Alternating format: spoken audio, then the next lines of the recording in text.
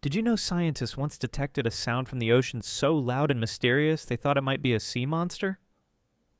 In 1997, NOAA's underwater microphones picked up something terrifying from the Pacific depths.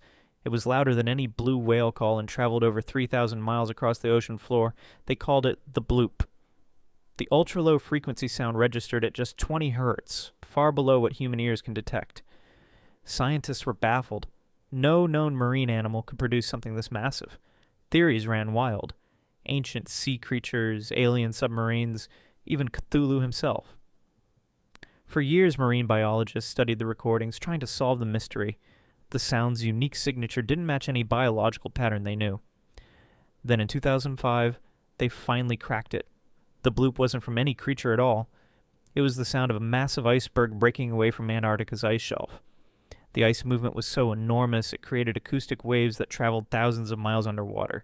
Nature's own sound system, louder than any whale song.